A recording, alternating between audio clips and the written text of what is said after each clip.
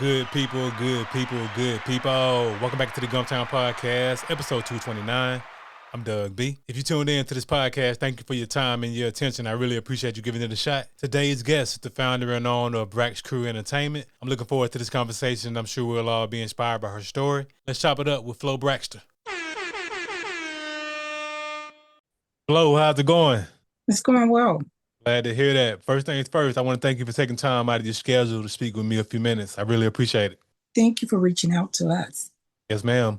Of course, here to talk about all the great things you got going on with Brax Crew Entertainment. But before we talk business, let's get to know the woman behind the brand. Originally from Montgomery, how was your upbringing growing up in Montgomery? It's pretty rough. I've learned to stop saying that it was good because as you get older, you see things that you would not implement in your life today, but it is the reason you are who you are today. So it was a good bringing. I'll say it was okay. Okay, I definitely understand that and appreciate your transparency. And, regardless of how you grow up, whether it be rough upbringing or, good upbringing, it's like you just said, everything you go through growing up shapes you into the person you are now. So I definitely appreciate you just sharing that. So just overall, family aspect, did you have a pretty good village growing up? Oh, sure, most definitely. I come from a large family, so I didn't have a choice. Okay, absolutely. And that's what it takes. We need that village. We need that village to love on us when we doing the right thing and discipline us when we're not doing the right thing. So that's the power of the village. It definitely takes a village. Exactly. Ma'am. So you grew up in Montgomery and do all your schooling here, and I'm assuming, and once you finish up, graduate from high school, did you go to college, military, or did you go right to work? I did. After completion of high school, which, one of those poets, um, I decided that I wanted to attend college, which is the great Alabama State University. And from Alabama State, I decided, hey, this is worth me looking into the military. And so that was one of the roads that I chose to follow. Okay, so you're a poet, and so you finish up high school, make your way over to the greatest HBCU in the land, the Alabama State University. You know So exactly what to say. yes, ma'am. Absolutely. Hey, I'm an alumni myself, class of 2010. Hey, old mother dear is nothing like old Alabama State. Like I hold that school near and dear to my heart. So how was that HBCU experience for you during your time at Alabama State? For me, since I was such a homebody, it was basically one of those go to class and make my way back to the house.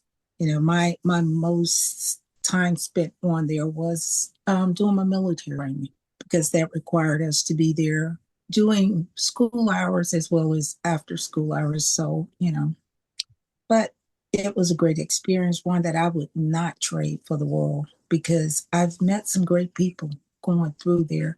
And I think most of all, the instructors really made some impacts in my life and some things I'll never forget because of them. Yes, ma'am. Absolutely. And I definitely understand. Hey, Flo said she was about her business. She went on campus to go to class, go to schoolwork, get a lesson, go back home, and just stayed out the way. I definitely understand that. Yes. But of course, I had a child too. So, I had to stay focused because I needed to be the role model that I wanted my child to come in contact with on a daily basis. And I had to be mindful that the things I did would be a reflection of her, as she grew up in life. So I was really cautious about my behavior and my surroundings in the fact that I was trying to raise a child. And that makes even more sense as to why you all about your business. You went on campus to go to class and come home. Like you just said, you had a child you're raising. You had a whole different set of responsibilities as the typical college student. And there's nothing wrong with that. You had to do what you had to do. You're raising a child. Like you said, you knew what you did would reflect on her. So you wanted to make sure you were setting a good example. And that's a very mature and great mindset to have, especially in college, because with everything going on in college parties and everything going on, it's a lot of distractions. So for you to stay focused on school and understanding you were raising a child, stay focused on school and stay locked in, that's very impressive and commendable. Thank you. I appreciate that.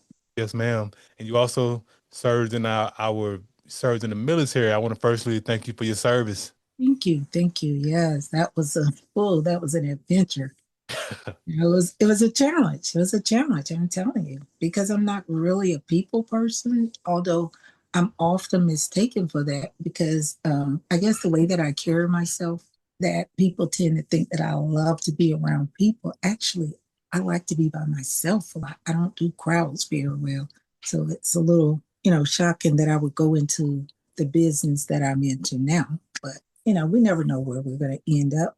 Yes, ma'am. And speaking of serving in the military, what are some principles you learned during your time serving that you still carry with you today?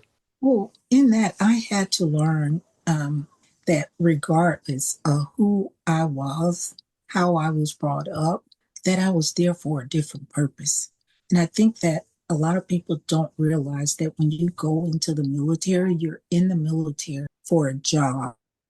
They're giving you different values than what you were raised with because they're basically teaching you that this is what you're going to need to do to be able to survive if you're going to be here to protect this country. But, as we were growing up, there were different values that our parents gave us. They were totally different, but so I've learned that you can separate those two things. You can clearly separate them, but you can roll them into to make you who you are and where you want to go and how you want to get there. So it's given me a lot of discipline. Oh my gosh, when I tell you discipline, I am still to this very day that I do not work well if I'm not on a schedule. I'm a scheduled person regardless. I'm not the person you can come to say, I need you to do this at the last minute. Mm-mm.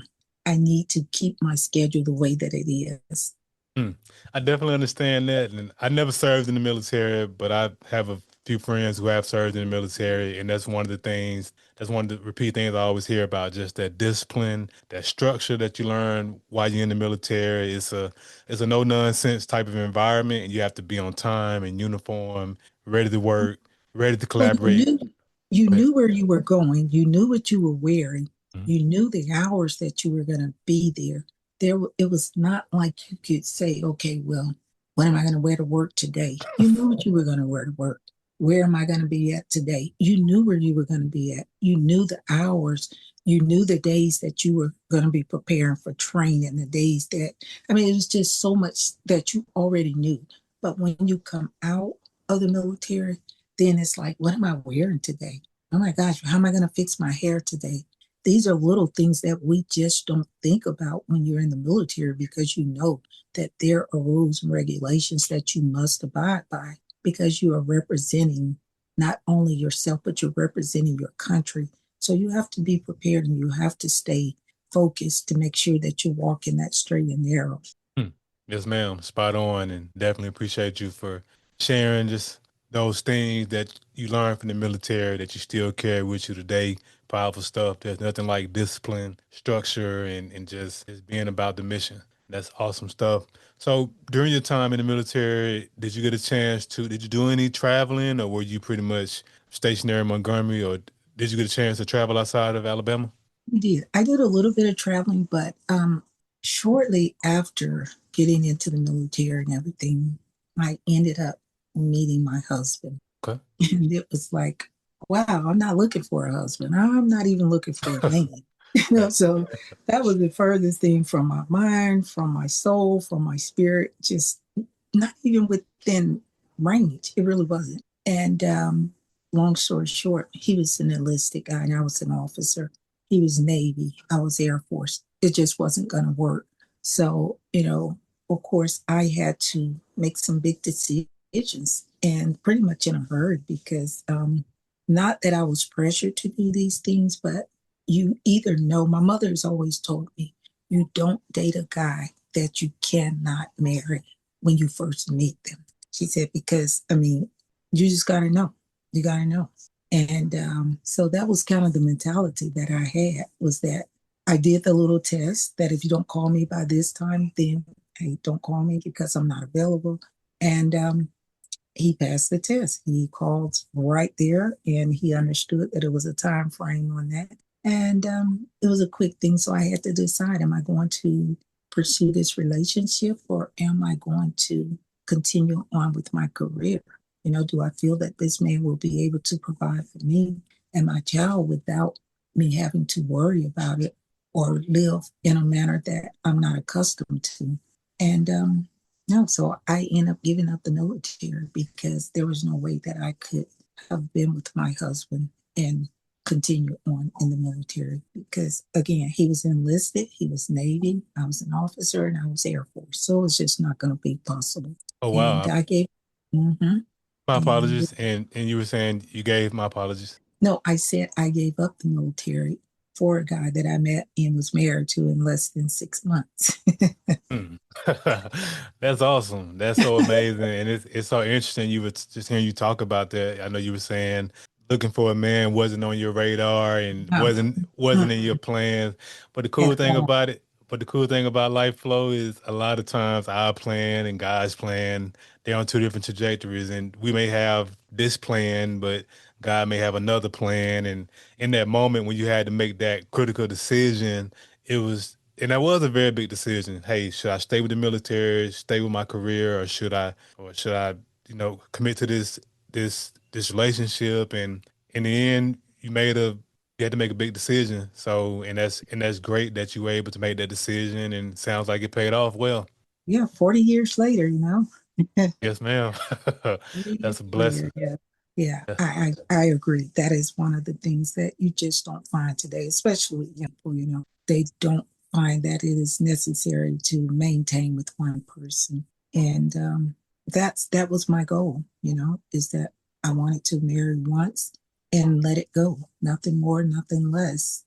So, and I've done that and I've not regretted that decision. I've not regretted it at all. Yes, ma'am. That's powerful stuff. Very, very powerful. Made a very big decision that paid off. 40 years in, plenty more to go. And hey, I just love to hear those love stories like that, Flo. That's amazing. Thank you. And the crazy thing is that it wasn't money or anything. Most people think, oh, well, they must have had some money. Right. No, we didn't have money. We were struggling. I mean, friends said, let's go out and, catch a movie and have pizza. And we said, oh, well, we've already have some commitments. We didn't have any commitments. We were broke. Mm. We were broke. We didn't have anything. We had an old powder blue Ford Fairmont. That was it. That was all we had. But we hung in there. Now we don't have to worry about a pizza. We don't have to worry about that. We can buy other people pizzas. So that's the blessing in it. That's the blessing. I mean, if you struggle together in the beginning and you can make it through those times, you'll be okay. But a lot of people don't like to be uncomfortable. And that's the problem with today's society. People do not like to be uncomfortable. Mm. Yes, ma'am. That is spot on. Love to hear those stories of starting out with each other in the beginning, like you said, struggling and figuring it out, working together, and hey, everything worked out, and that's amazing. So let's talk about what we're here to talk about. Talk about Brax Crew Entertainment. What you got going on over there? Yeah, Brax Crew Entertainment, it came about for the very, very reason that I was telling you how my husband and I met. It was a whim. We said we we have two grandchildren and now we have one great granny. We were like, well, we need something that we can leave them, something to leave these children, but we need something that they can get involved in and that they can help establish and continue to put their touch on it. So, just on a whim, I said, hey, you know what? Talk to my granddaughter. She was like 18, 17, and I was asking her about it, and she was like, but we don't like to go anywhere, Mom. She doesn't like to go anywhere. She's very much like me, neither one of us. So I said, well, how are we going to do this thing? Because you've got to interact with people. You're going to have to. And so we decided that if she would be the brains of it as far as all of the computer stuff and everything, I could go out. I don't mind meeting people. I don't mind sharing who I am. And that's kind of how it got started. That is exactly what we do now today, to this very day. If there are people, I speak to the people. She handles setting up everything else, but I do all the setup for it. But she's your money person, she's your appointment person, she's the one that puts your packages together. I'm the person that will come out and meet you, tell you what we're about, tell you how we can meet your needs, even throw in some things that I shouldn't be throwing in according to her. But hey, you got to give something to get something. And that's pretty much what we do. So we actually started out just volunteering. We decided, you know what, we're going to volunteer some time to some businesses or to some events. It just doesn't matter. We're going to try at least twice a month to volunteer, to get our name out there. Let people see who we are.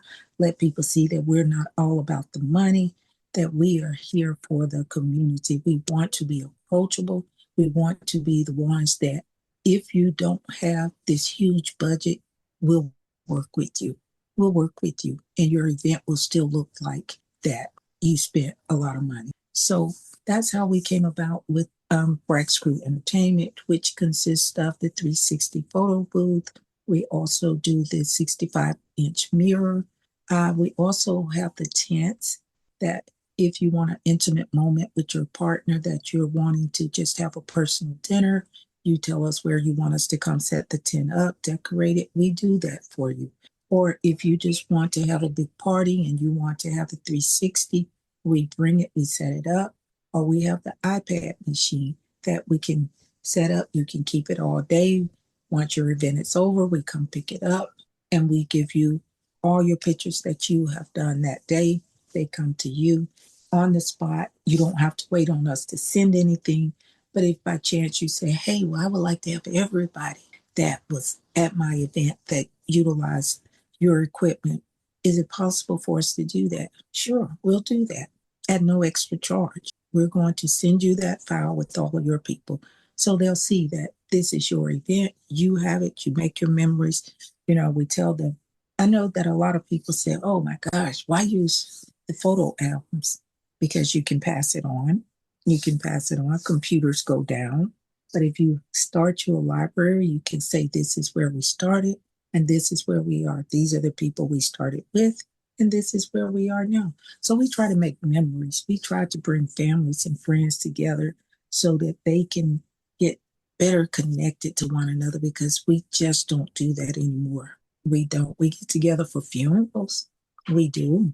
We're there for a funeral, but the guest of honor doesn't know we're there, and most time the family doesn't know we're there because there's so many people and they're just there for a second and then they're gone.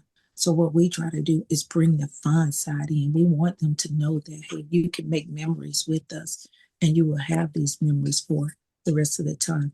Bring that family together. A lot of people say, I don't like to take pictures. I don't like to take pictures. But as soon as someone passes away, what do you see? People saying, do you have a picture of this person? Do you have a picture of that person? And I say, sometimes that's all we have. That's all you leave your family. But if you can still see that person in the flesh, laughing and having a good time, that makes that transition so much more easier for you. So that's what Bright School try to do. We try to help you bring about the fun memories that no one can take away from you and that you can share as much as you like. So that's what we're all about. Wow, and I appreciate you for sharing that. Such a powerful backstory of the company, how everything came about, just realizing you wanted to leave something behind for your family that they could run this family business for generations on in. And even just in terms of hearing you just talk about what you all offer, just creating those memories and taking those pictures and having those opportunities for families to create more memories. That piece you said about we only come together at funerals, I agree wholeheartedly. That is unfortunately that's the reality for my family and plenty of other families. It's one of those things where we don't come together. There was a time when Big Mama house was the place to be. That was the for the holidays and all that. And once Big Mama passed away, the whole family dynamic passes away, unfortunately.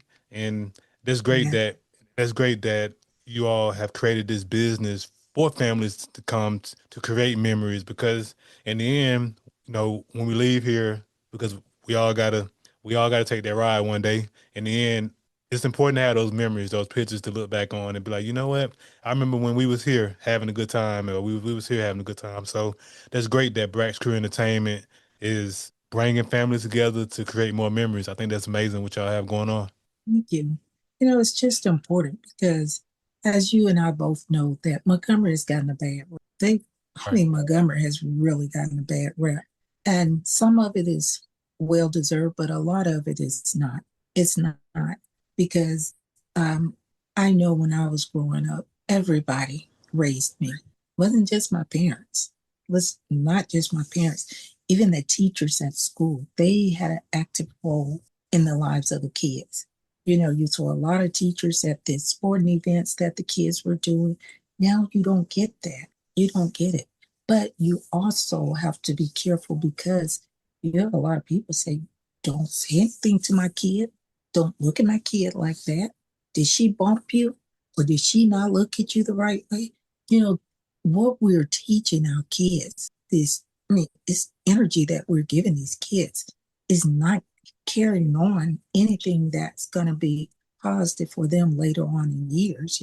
So I try to tell a lot of the young people, and I've even shared this with the mayor, is that most times when you see the events that are being put on, you have the kids that are there, and these are usually the kids that are going to be the victims.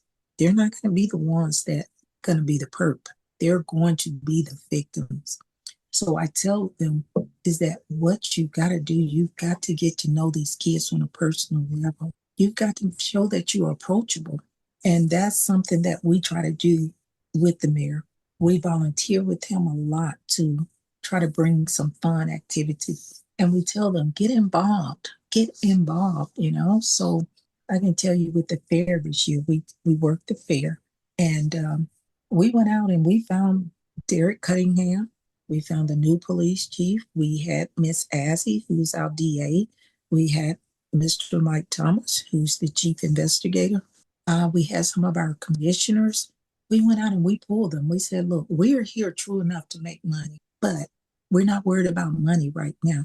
What we're worried about is our youth. So, what I need you guys to do, come and get on our machine. Let's shoot some video. Get that video out there so these kids will see that you guys are approachable. They'll see this. Let's get out there. Let's post this stuff onto your TikToks. Don't just put it on the police pages. The kids are not looking on the police page. They're really not. Let's get it out there on Facebook. Let's put it on TikTok. Let's put it on Instagram. Let them see you that you are human, that you are one that they can come up to outside of something bad, outside of the set of you putting a set of cuffs on them. Let them know that when they take a life, they have just taken an entire generation away, and probably two, because that person's going to jail. They're not, if they haven't already had kids, they're not going to be able to produce kids in prison. And the person that you've taken away, they can't produce any kids. So you are taking generations, not just one person.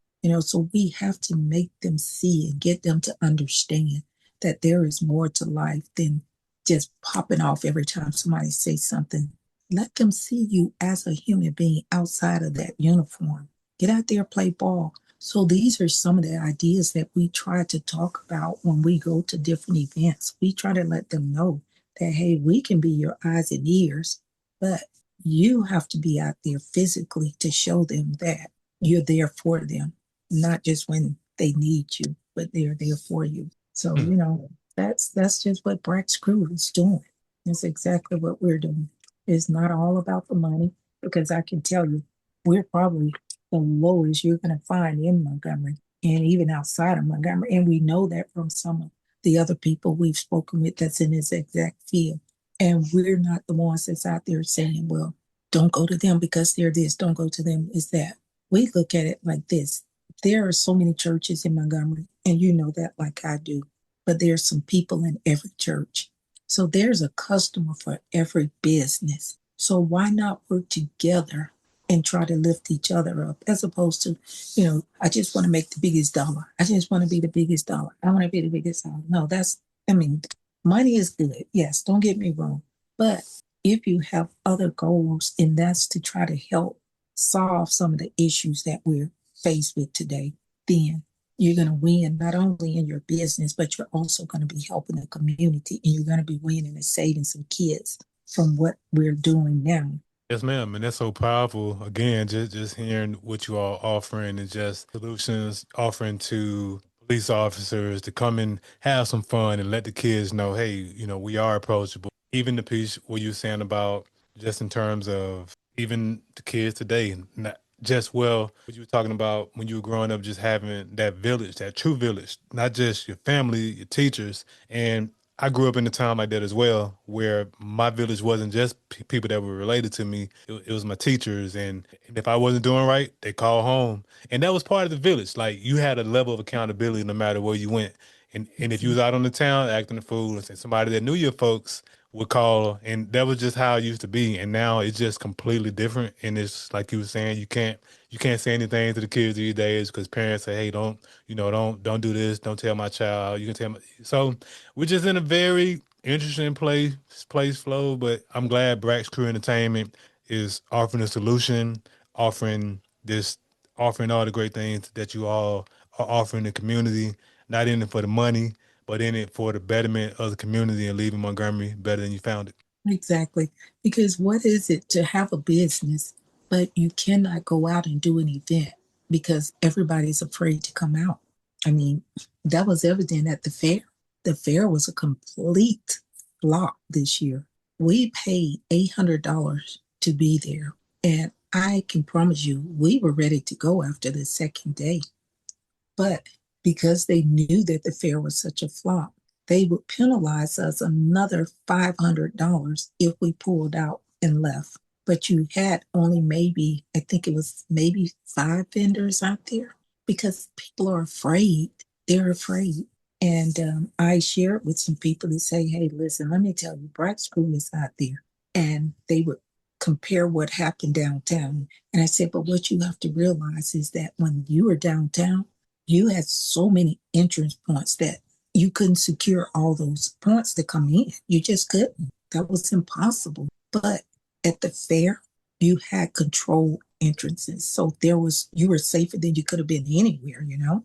And that was some of the things that we tried to get people to understand. But the fear is there. So why have a business if you cannot go and set your equipment up? Give people a fun time because people are afraid to come out and utilize you because they're afraid what's going to happen. So you've got to step out on faith and say, listen, I'm going to still do my part. It's not all about the money because I think once your name is out there and people know who you are and that you're genuinely caring about what you do, but also about your community, I think that speaks volumes. People are going to come regardless. So you've got to take a chance, but you've got to show people that you really care.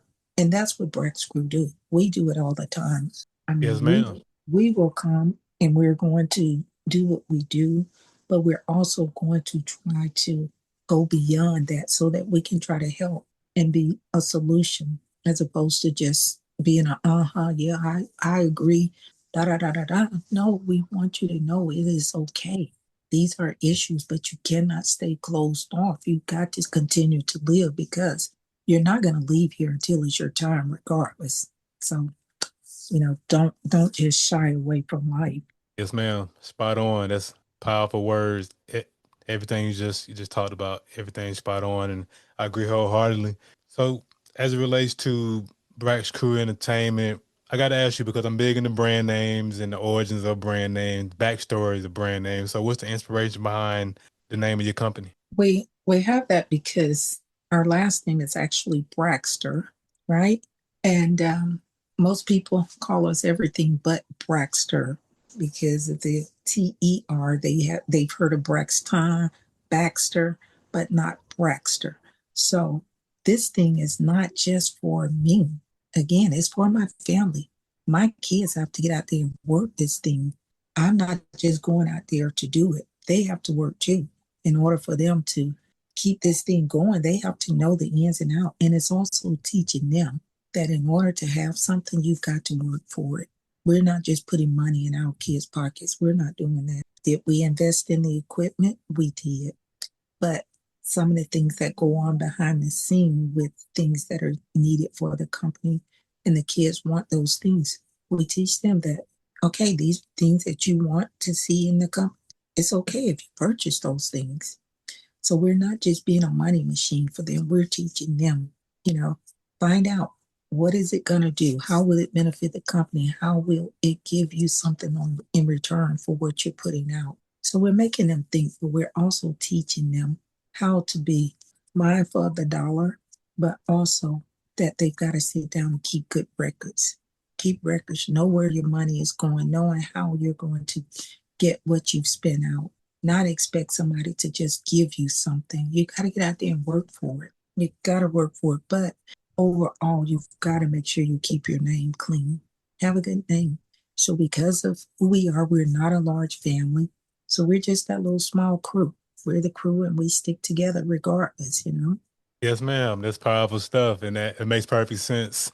The origin behind the name, the backstory behind the name, and definitely appreciate you for sharing that. And even just hearing you talk about, what this business is doing, just in terms of the teaching kids, grandkids, great grandkids, teaching them how to run the business, teaching them how to fish versus just giving them a fish. And that's one of those things. It's an age old adage: teach a man, give a man a fish, feed him for a day, teach him how to fish, feed him for a lifetime. So it's something Exactly. like that. So that's so that's great that you're teaching your kids and generations that you all are teaching the generations coming after you how to fish. I think that's amazing. Thank you. Thank you. Yes, ma'am. I appreciate what you're doing. That speaks volume so much to know that you care enough about what's going on in the community that you are actually trying to reach out to assist in what you're doing because what you're doing is also putting a light on the businesses that we're running. Yeah, I definitely appreciate that, and that's what it's all about. Just showing love and positivity. The world is full of enough dark, negative stuff. I just choose not to add to it. Exactly. And I agree with you. Yes, ma'am. So you done? So you all have done great things with the business since you've been in business since 2023, and I know great things are gonna continue to come down the pipeline, which leads to my next portion, vision. What are some of your short-term and long-term goals for the company you feel comfortable sharing? Um, One of the short term goals is that we want to kind of venture out a little bit more and we want to start trying to get into the schools to get some of the kids. You remember when we were in school, we had this thing like home ec, and then you could leave at a certain time if you had a job and stuff like that. Right. So what we want to try to do is get into some of the schools, not necessarily the magnet schools. We're not trying to exclude those kids, but they get a light shined on them already. We want to go into just the basic schools and get some of our kids that are struggling.